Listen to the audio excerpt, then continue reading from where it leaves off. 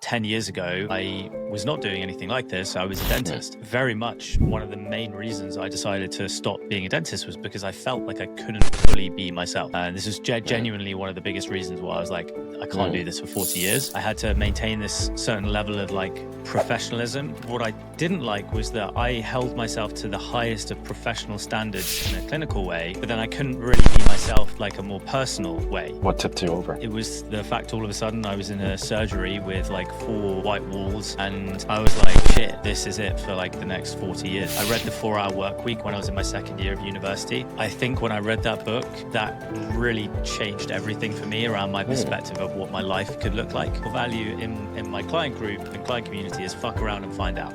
My job as a mentor and our jobs as mentors and educators should generally be to, I use the analogy of bowling. I believe our jobs as mentors and educators is to provide framework systems and protocols that act as those bumpers, but within those bumpers, there is room for people to find out their own best way for them. Today, I'm joined by Tom Youngs, a former dentist turned business coach who now helps solopreneurs and entrepreneurs in the online education space go from their first 10 to 20 to 30 to 100K months without funnels, ads, or cold DMs. If you've ever felt overwhelmed by an online business advice, this conversation will show you how simplicity, clarity, and strategy can change everything. Because we talk about freedom, we talk about tracking metrics, and we talk about what it really takes to build a 100,000 per month business in a way that most people don't. Because most business coaches talk about scaling hard and fast, but Tom talks about getting to your financial freedom number and how to do that in a sustainable way and live the life you actually want. Welcome, Tom. Because I want to talk to you because I think you're cool. And the business that you have, that you're building is very powerful because you're actually being able to, for me, one of the best onboarding experiences I've ever had with a business coach. Probably had like 10 business coaches. This is one of the best experiences. And then aside from that, the values focus approach, also super powerful. So like leading with what you want instead of like scaling for the sake of scaling. So as we dive in, my question firstly is actually, side question is, what's something that you'd like people to know, but you don't often share that much with others? Damn, that's it's a great question, and something I don't think, it's kind of interesting because my job is to, and this is why it's kind of hard for me to say, because I would say that my whole philosophy is around building a personal brand is around authenticity. And yesterday I released my mastermind vlog from Barcelona, and that was very much like captured, I think the side of me that I think probably you guys see as my clients, people see as, just like who kind of like see behind the scenes. And then there's the side of me, which is like my social side, which probably doesn't get shown too much in social media, but I will try and portray that in public. So that's a really tough question to answer, because I feel like I kind of quite actively try to give the full view. I don't try to hold back my my perspectives. Like, I actually think that's one of my superpowers is I've mastered the art of not giving a fuck. Is that a cat? Yeah, there's a cat. I was All like, right, I that just need to sounds let like him a out. baby. Yeah, it's a cat. They always complain. Is that your cat? Yeah, we have two, like a mom and 2 kittens. Dude, where's your house, by the way? Where are you living right now? In Bali? This is Bali. Yeah. Yeah. Okay. So I was like, I didn't know you were had like a fixed location. I thought you were like floating about a bit, but you're fixed in Bali. Right now, we've been fixed since one year. Not this place. Okay. This place since the beginning of this year, but since like last year, and the last 2 years had been traveling a lot. And then this year we're like, we want something stable. So we looked a lot. Dude. This place has sick enough room for like, this is kind of like the studio and the office, and then upstairs is our bedroom. Amazing, dude. Amazing. You can find some really nice places. Answer my question. Answer my question. Okay. It can be something from childhood also. Like, that's often what comes to my mind. I wish, but your brand is very powerful, actually. This podcast used to be called The Authentic Entrepreneur before I switched it to Patterns of Success, Freedom, and Happiness. And because authenticity also is not the easiest thing for people to give out, because you're like, what is oversharing, what's not? And do you have, I have another question after that. Any idea of something that you wish people knew more of? I think if people have seen my like vlogs or been with me in person, they'll know that I am very light. I'm very light going.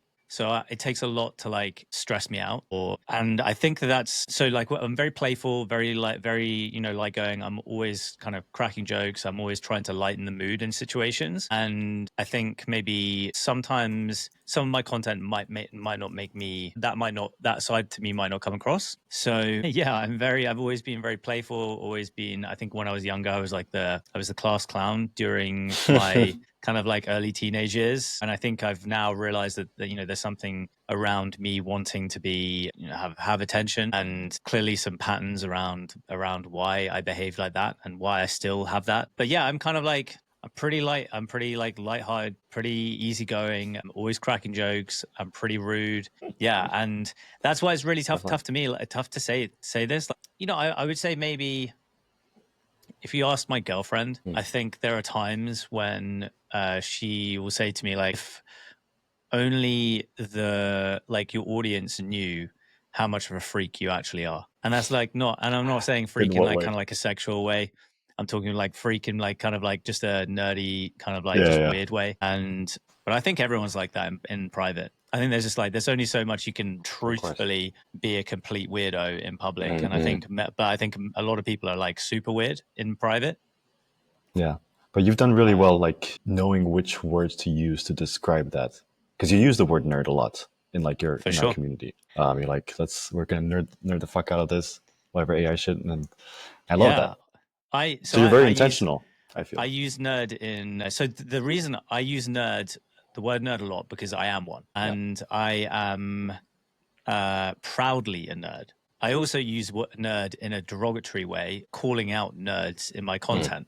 But I just use that as a word to describe people who are like doing certain things in a certain dogmatic way. I will use that as you'll know, we have this idea of like casting or throwing rocks at your enemies. So essentially things that you hold an alternate philosophy or perspective towards, poking holes in that perspective, throwing rocks at your enemies, the people who are dogmatic around the contrasting perspective that you have. That's something that I try and do a lot in my content. And I just think nerds can be quite a triggering word to some people, but I love it because when I say it, it's coming from the perspective of I'm a nerd. Yeah. So whether I'm like casting stones at nerds or saying, hey, let's do this, we need to really nerd out here and tap into our nerd superpowers. So I use it in both ways. And when I met up with the other people from your community, like there was a great match because this is one of your superpowers too, is like really attracting the people that want to work with you. Has it always been easy for you to be yourself, you think, and not fear other people's opinions? No. And like it hasn't. Until when? So this actually taps into the reason why I do what I'm doing now. And 10 years ago, I was not doing anything like this. I was a dentist. And so very much one of the main reasons I decided to stop being a dentist was because I felt like I couldn't fully be myself when I was a clinician. And this is genuinely one of the biggest reasons why I was like, I can't do this for 40 years, because I felt like I couldn't fully be myself. So I couldn't curse in front of patients. I had to maintain this certain level of like professionalism, which is kind of interesting because I actually pride myself on my professionalism. I actually think that's something that I is one of my strengths. But what I didn't like was that I held myself to the highest of professional standards in a clinical way, but then I couldn't really be myself in like a more personal way. I couldn't actually have a personal connection with my patients. There was always this like, okay, here's Tom the doctor, and then there's like, okay, take the scrubs off, and now here's Tom. Here's like Tom himself. And so very much that was a big part of why I left being a dentist, was because of that. How long were you there for? So I was a dentist for 18 months before I decided to quit. What tipped you over? It was the fact all of a sudden I was in a surgery with like 4 white walls, and I was like, shit, this is it for like the next 40 years. And when we think about, and you'll be able to relate to this, when we think about the levels of freedom that we are all aiming for, location freedom being one of them, all of a sudden I just never thought about this as a kid growing up when I was studying to be a dentist. I'd never thought about the realities of what the lifestyle could be. And I think I also started at the very start of social media, or was studying at the very start of when social media started happening. I read The 4-Hour Work Week when I was in my second year of university. And I think when I read that book, that really changed everything for me around my perspective of what my life could look like, and actually got me to challenge what I value the most in my life, which was time and freedom. And then I was like, well, shit, I better at least see this through to the end. So I finished it. I finished dentistry, graduated, practiced for nearly 2 years. But then I was like, okay, let's give something else a go. I listened to Tim Ferriss's podcast in university. Must have been similar time. Didn't read his book, but yeah, I remember hearing the concept and be like, but in university, you're like, how the fuck am I supposed to do that sometimes? Let me just finish it. It's so funny, right? Like, so he wrote that book in nearly 20 years ago now. And this was crazy. He wrote it, like, it's like nearly 9 years before Instagram, like, just Facebook had just, like, the year before Facebook had started. So it was really just a first year startup, still in universities. And he wrote this book, which is frankly, it's the blueprint that you're living right now. It's the exact blueprint that you are living. And he was the person that gave everyone the blueprint. He was the first one. And at least on a mass level. Yeah. It's a lot of people. Yeah. And it's like, so, it's so funny. Like, when I read that book of and the big headline was like, ditch the 9 to 5 and join the new rich. And in the first chapter, it's painting this picture of, living on an island, tropical island, working whenever you want, working a couple of hours a day, using internet enabled technology to build an audience and sell products. Yeah. And this was kind of before Shopify. This was before all of this stuff. And that's what, you're doing right now. Like, quite literally, it's like you're literally living that dream that he in the first chapter. And I'll never forget reading that book, being like, I'm going to read this book every year to remind myself of what it means to be free.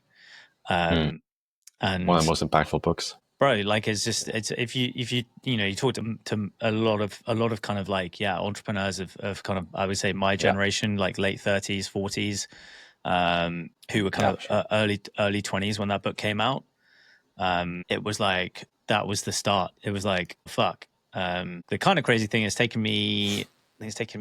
read that in 2011. So it's taken me like 14 years for things to really finally click. Sometimes you gotta go through some stuff to figure out what you want. You said you went through a lot of stuff. Yeah. You had a marketing agency before. You said that was basically the opposite of what you're doing, which is very powerful, because that you need contrast to really know what you want, right? There you say that's like where you were not able to pay yourself, but you were making, how much was that business doing? We were doing around like $40,000 to $50,000 a month in top line crazy, revenue. No? Yeah, it was crazy. Like, and it drove me crazy. Quite literally, it drove me mad. I was like, how am I struggling so much financially? And it was a really challenging time, super challenging time. I bet. I can't imagine.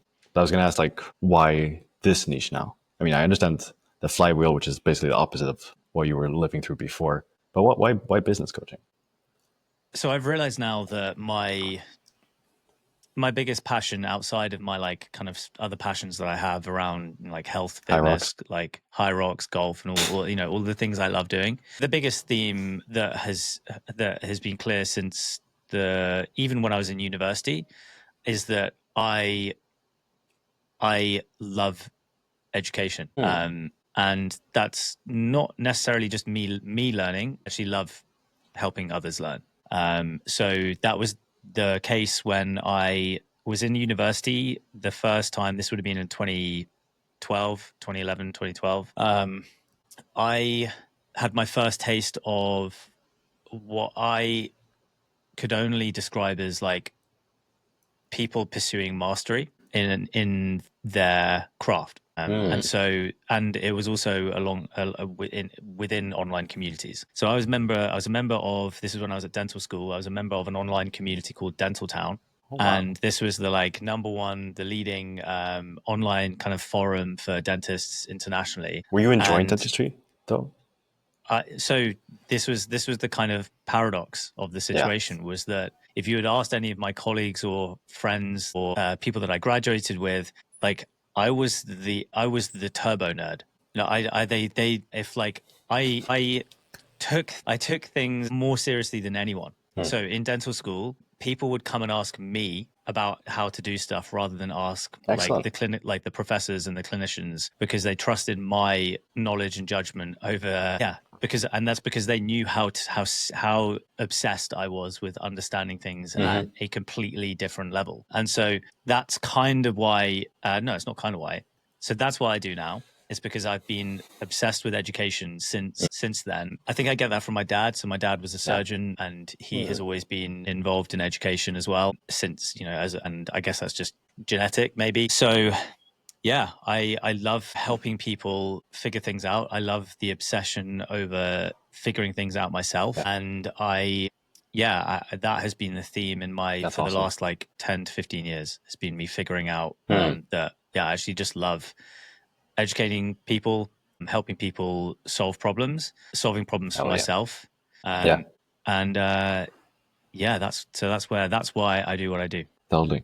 It's very powerful. Actually, most of the people that I would bring on the podcast, I think it's like, I would say it's my word of the year, which is obsession. That to get to like any level of mastery, it requires a bit of obsession. And so, yeah. And that was my experience on the online communities.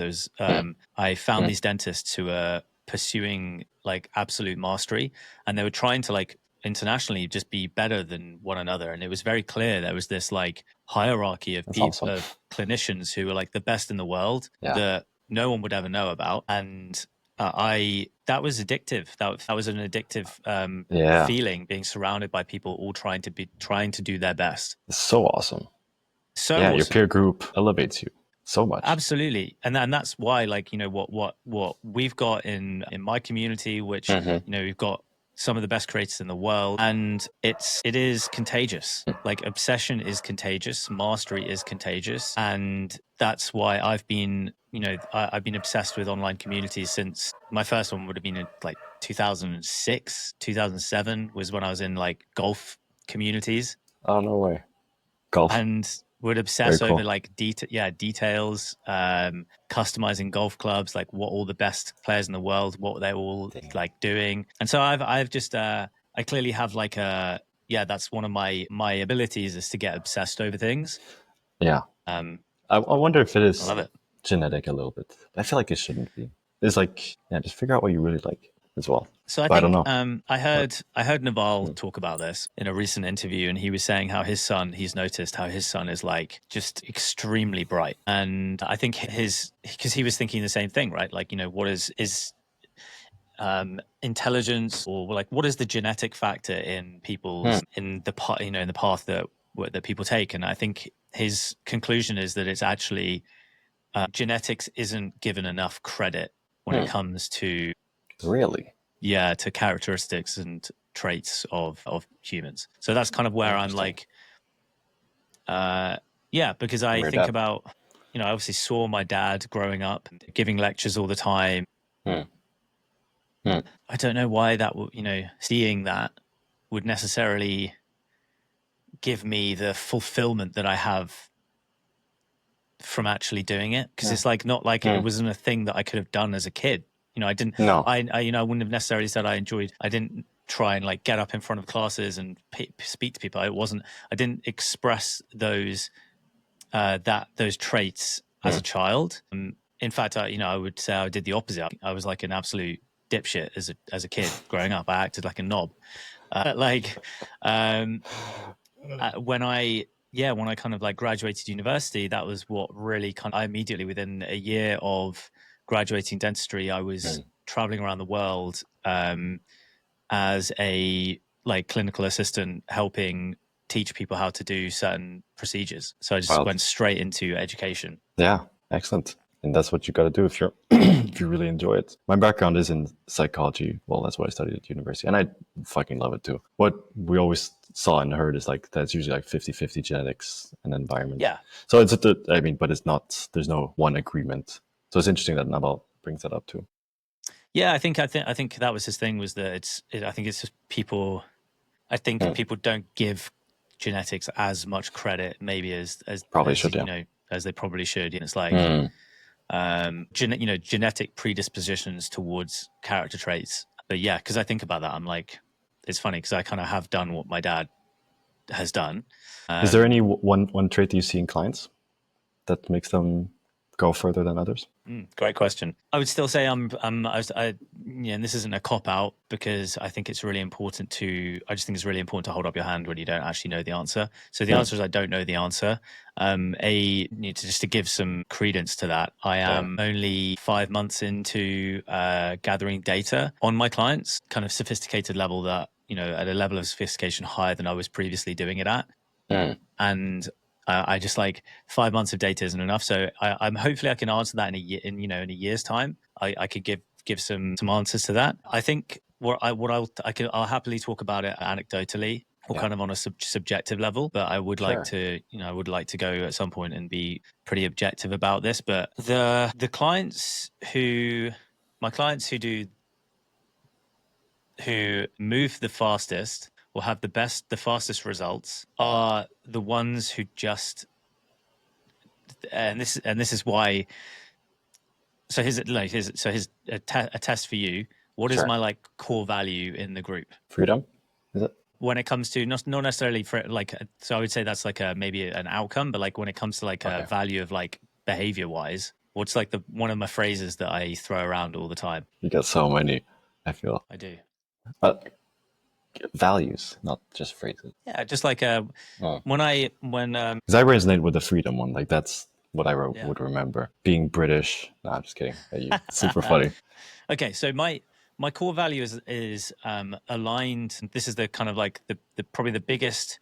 I would say the mindset that has held me in good stead. So let me just give a bit of a color to this. Sure. So I have never personally had one-on-one coaching with a business coach or a mentor or whatever. I've had the occasional kind of like call with, one call with someone or another, and really just to get them to validate the journey that I'm on, maybe answer a couple of like questions. I believe the secret to my success is that I see every single decision that I make purely as an experiment.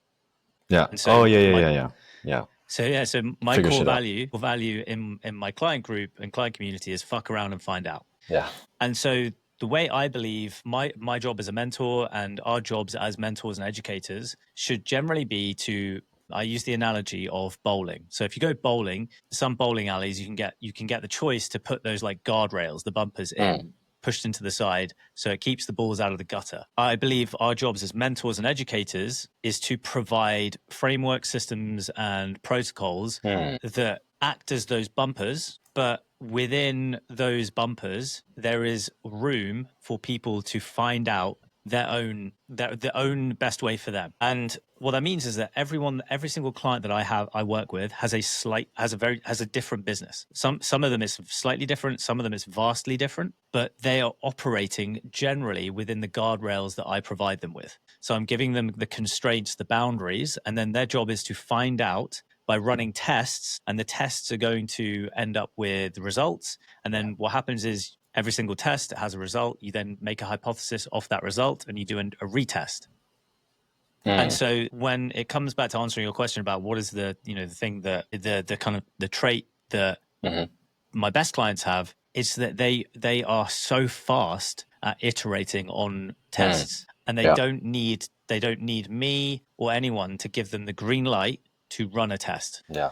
That's what I like a lot as well. Yeah. People don't do it enough. I think it was I've heard it before. I don't remember which podcast, but like the faster you can make decisions, the faster you figure out what works, what doesn't work. For sure. Success is just how fast can you go through an iteration cycle. And so a couple of reframes that I've used that have helped me. One, and the main one being that there is no such thing as failure. unless you truly give up on something. And then if you're running a business, that means you're gonna literally shut down the business, and it's not going to trade. So, but if you're not going to do that, there is no such thing as failure. There is just lessons. There are decisions and lessons, and every single decision results in a lesson that informs the next decision. And so people should be really excited and happy about making a fast decision so they can get a fast result that means they can iterate and make things better faster. And so everything that I do is to help empower my clients to be bold and have faith in making a decision, understanding that there really isn't many things that you can do in the types of businesses that we run that is catastrophic. And so everything that should be done, is like a test. I can give you an example because I had a bit of a lesson 2 days ago. Awesome. Okay, so one of my skill deficiencies is hiring. I've had the blessing of building a business pretty much, Yeah, how many people are contractors right now? So it's an Instagram editor, part-time Instagram editor, part-time YouTube editor, and I have a full-time VA that I just finally fully onboarded, and then me. Which is awesome. It's been it has been awesome because it means that I haven't had to worry about hiring. Haven't had to worry about management. But I'm now at that stage where it's now time for me to take my business to the next level, and I need someone that can help me with project management and that's really it's more around just sticking to deadlines, balancing projects, managing contractors, and because I would wonder also, like, how far could you go with this business model just with this size? Do you think if you were, let's say, an excellent project manager yourself, could you double it? It's a good question. The answer is like you need to basically figure out where's the bottleneck. Yeah. So right now my bottleneck, like I'm the bottleneck. Yeah. And that is I'm really good at getting stuff done. I'm very effective at getting stuff done. But for me to get to the next level, there are some certain, so I built, and this is why I collect data, and I'm such a big proponent of collecting data. I love it. Like our businesses are simply just inputs and outputs. So I've built my business to a certain level based on a series of inputs. Now I know that if I wanted to double my business, I really, technically, I just need to double my inputs. And what that means is that I need to double my inputs when it comes to content.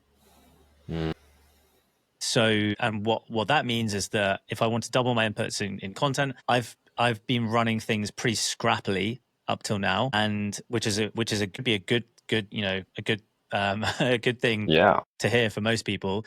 I think most people are surprised that I'm like, up until now, I've just planned week on week when it comes to long form content. I have never scheduled. I haven't thought more than like a couple of weeks in advance. And with short form content, I've planned like 2 weeks in advance and just batch create really pretty basic Instagram videos. But if I want to double my input, I need to hire some people to help me with that. And because I'm not willing to double my work, because it's either I've got to do it or someone else has got to do it. Yeah. So yeah, that's super kind of where I'm at with that. Yeah. And you were about to say that lessons, you always being testing, and there was something you learned a couple of days ago. Yeah. Sorry. Yeah. So yeah, I changed subject though. No, good. So I needed to hire someone, so I put out a job hiring role announcement the other day, and in it I put in the hourly rate for what I was willing to budget for this role, which is like $15 to $20 per hour, and that is because every contractor that I currently work with lives in countries where that kind of hourly rate is like 4, 5, to 10 times the minimum wage or average wage. So I hire people in Brazil, South Africa, Philippines. And so that's a choice. My choice is that I want to be able to pay above market rate for people in markets where they can then go and live a really great life and get paid above market rate in their markets. The alternative is I could pay for someone here in London, but I'm going to be paying 5 times more than that. Yeah. And so I put that out into the market, and because I know I have a very global audience and I want to give people an opportunity to work with me from all over the world, I don't need someone to be in London. I don't need someone to be in Europe. I can work asynchronously with people. Now, the problem is that people saw that $15 to $20 an hour, and without necessarily the context of me saying that I want to hire from countries where that's actually like above market rate for that role, assumed I was like lowballing and like not paying what would be considered like a fair wage for that role. Now, what the lesson I learned from that is that next time I make an announcement on a job role, I'm not going to say how much I'm willing to pay for it publicly. It's only going to be if people want to know, they can then kind of find out details publicly. Because so that wasn't a failure, that wasn't a mistake on my behalf. That was just a lesson. This is the first time I've publicly announced a role, and that was a mistake or a lesson that I've learned, which is I'm not going to do that again. But it was it was painful at the time because a couple of people kind of like called me out, and then that was frustrating that I had to defend that because I felt like it was something that I shouldn't have to defend. So I learned that lesson, and now next time I'm not going to do that. Of course, it's international. Yeah, I would think that your audience would understand that though, which is interesting. And most people would, but of course, the ones that say something about it are the ones that are going to catch your attention.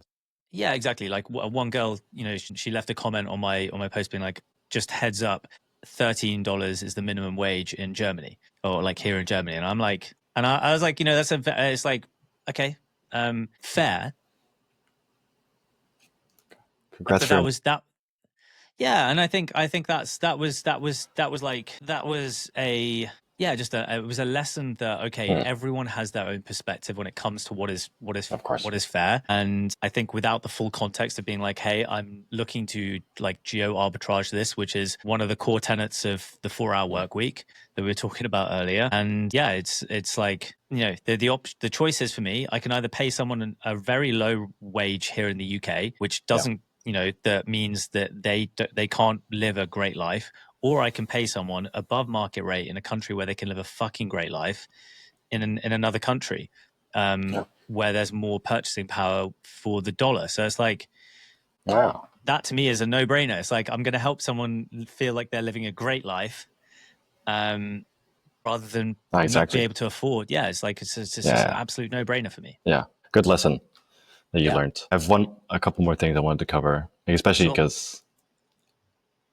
what attracts most people to your content is talking about a flywheel. And I think that's very cool. Especially, like now we understand when this conversation that systems are so super important. Tracking stuff is super important. I think a lot of people don't put enough importance on that. Especially, I mean, in the beginning stages, maybe you do throw a little bit of mud on the wall to see what sticks. Of course.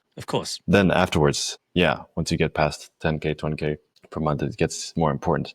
So I like that you put so much importance on that. But for the flywheel thing, like, where did that come from, I guess? So that's like the dream of most people in the online education space, let's say. Yeah, so the context is that my last ever like full-time like normie job, 9-to-5 job, was I was a funnel analytics consultant for kind of enterprise businesses. So we're talking kind of like $100 million and above type of businesses, a lot of luxury brands. So like Chanel were one of my clients. I worked across, I had clients who are in banking, so some of the biggest banks in the world, fashion, retail, household names like Superdry, Pizza Hut. So I worked with clients, and I worked one-on-one with their digital teams. So my job would have to be, as a consultant, to come in and I would look at their analytics, look at their data. And my job was to help their digital teams, so e-com, marketing, paid advertising, analytics, and I would work with their teams to find out where there were holes in their funnels and to help them plug the holes and make more money. So it was all around customer journeys and reducing friction and reducing kind of like traffic drop off within funnels. So that's kind of like the context of my last kind of like full-time job. Because all about funnels. All about funnels. Yeah. So I like to believe that I'm pretty good at funnels. Like I kind of know what funnels are about.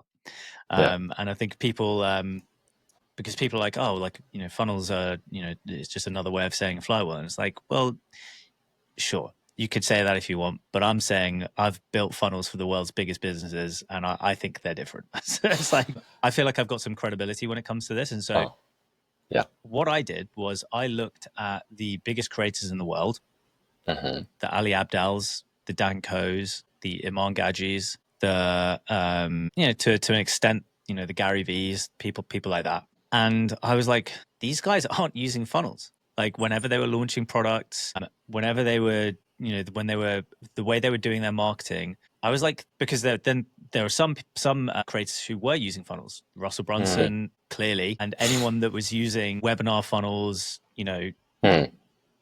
book a call kind of funnels, anyone that was using funnels, which was really based around the foundation of cold traffic. So the funnels really have always been around how can you direct cold traffic? That's really ultimately when it comes to like funnels, that's what a funnel is. And we had been in a period from the tens to really 2020 where there was a 10-year period where paid advertising was almost free in 2010 when Facebook advertising started, to 2020 when like iOS came out with their update, and then all of a sudden it became really fucking hard to drive cold traffic and find cold traffic, and then it was getting more and more expensive just every year. Then in 2020, 2019, you have guys like Ali Abdal, you have guys like Dan Koh, you have all of these guys who are kind of building these audiences, Iman Gadzhi, and I'm like, none of these guys are using funnels.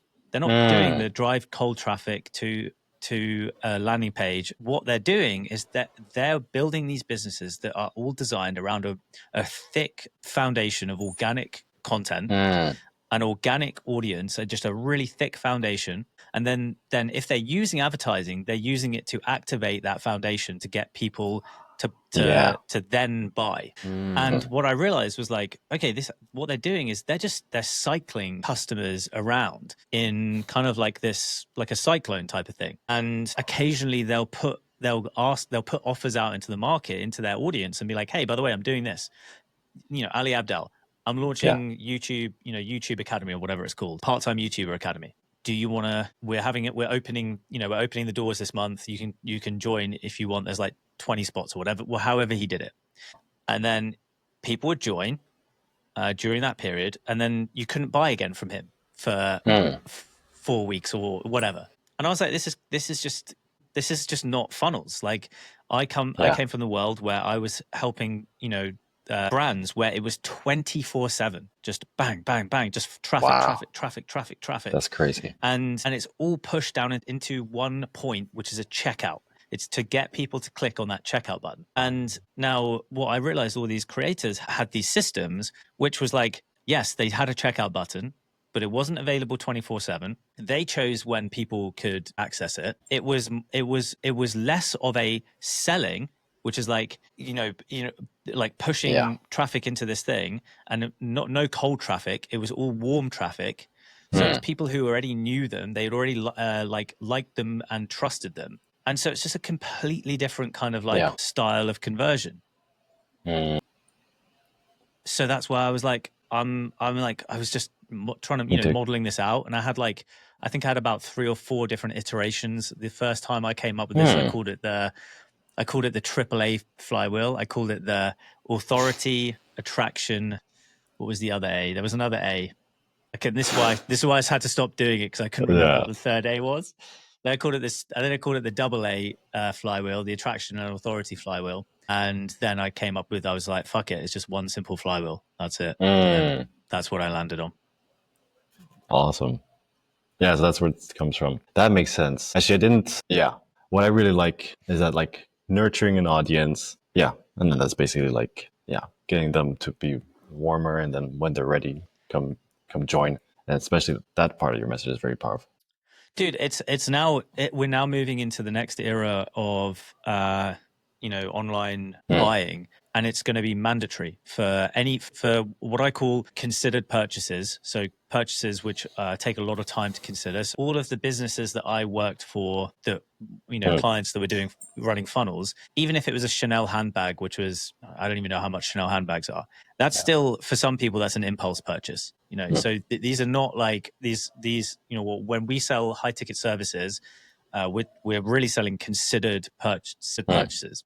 And so what that means is that someone might make the decision that they're interested in buying from you, Oscar, but like it might take them 2 months, 4 months, 6 months, a year to finally get to the point where they're like, okay, the time's right, I'm just going to go for this now. And it's a completely different game to what most of the biggest businesses in the world are doing or have been doing, whereas they've just been buying up like advertising space, which is getting more and more expensive. And this is why more and more brands, we're seeing big brands launching podcasts. We're seeing big brands, hiring hiring influencers to do long form content. And, it's like we're now moving into this new realm where it's like there will be a time where paid advertising is just, it just doesn't work. Or there's going to be a new type of advertising, maybe a new platform that comes out of nowhere.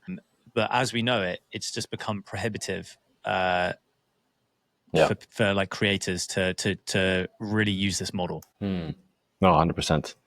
You still see people, and I still get ads for people like with like just run ads a lot, but indeed it's like super capital heavy, especially in the beginning. Like, bro, it's like I've been to these masterminds. Like most of these people are running these funnels at a loss, so they run them at a loss. They require huge amounts of time investment into sales teams to be able to capitalize on that spend. It's just, the stress is just insane. And so my way of using advertising is I use it as an accelerant for my organic content.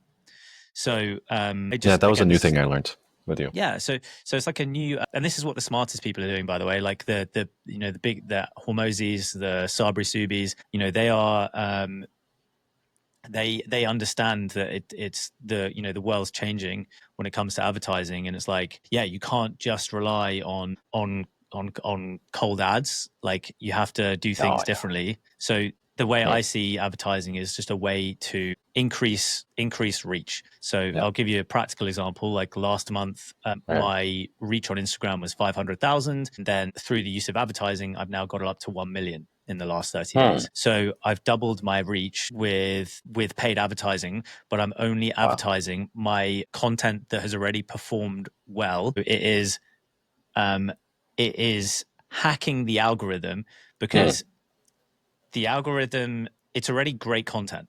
So I only do advertising on content that has already performed organically. So I think it's like a much more effective way to use advertising. It means instead of having a return on advertising, which a lot of these guys are having, which is like either at a loss, break even, or at a 1, 2, maybe 3x if they're lucky. I did my numbers, and I had in April, it was like a 72x ROAS. Jesus, that's crazy. It's like, which is like, that's when it, to me, I know that I've got a long way to go, and that's why I know I'm the bottleneck on everything, which is cool. Okay, last question. Why not hire an appointment setter? Like, you must be getting so many DMs though. I get hundreds a day. Yeah, I know. We do the same. But why don't you have an appointment setter? So I was going to hire an appointment setter. I mean, first up, I don't have any appointments to set for, because I don't do calls. True. But that is one of my hires that I'm going to get, is someone to manage my DMs. But I want to see that experiment. I want to see that experiment. Well, so I know that's going to be an interesting experiment for me, because also the record month that I had in my business last month was with me doing no DM management whatsoever. Crazy. And that changed my belief. I did not know you could sell high tickets like that. Because we do. Hey. Yeah. I mean, we take calls. I've sold a little bit through the DMs as well, but here's the crazy thing. So I ran a test in February, which was like, I'm going to see, or maybe it was March. It was February actually. In February, I ran a test, which was like, I'm going to make this as high friction as possible. So I made people apply. I made people jump through a ton of hoops, and I made it very difficult for people to work with me. And I don't know, I think I made like, maybe I had like a 50K month or something like that. In April, then I was like, fuck it. What happens if I take away all friction and I just send people a payment link and they can choose if they want to work with me or not?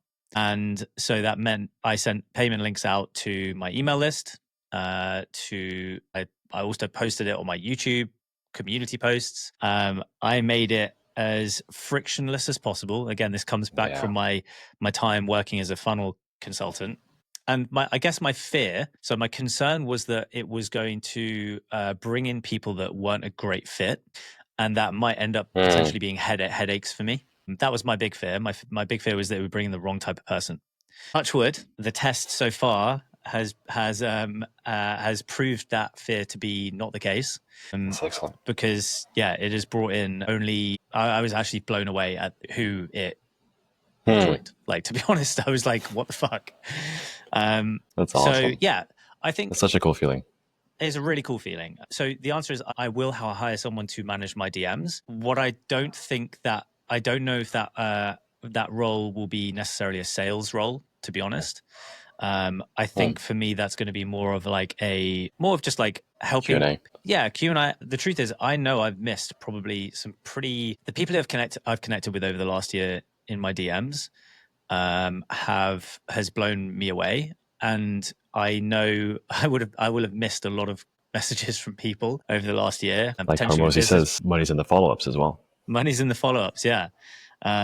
So yeah, I kind of like ran this test and I was like, okay, let's see what happens. So that's like, it's one of my hires coming up. But like, I'm also at a stage now where I'm like, well, I've just ran this test and I'm like, the results are significantly, better than I expected with no downsides. And I'm like, I'm now at that stage where I'm like, well, if it ain't, and so I'll give you my thoughts on this. I think that it's gotten me to really think, okay, what is a good use of my energy? And in my opinion, the best use of my energy is going to always be on making content, on creation. The number one priority is always creation for my clients. So helping them win. And so that's why at the beginning of the week, the priority is always content for them. And then the second one is content for my audience that is just going to add value to them. So yeah, I've definitely broken some beliefs around some stuff. That's so cool. It's very powerful to share that as well. Because I mean, currently trying to persuade, show my new appointment setter that it's possible to sell by chat and that we're going to move in that direction very soon.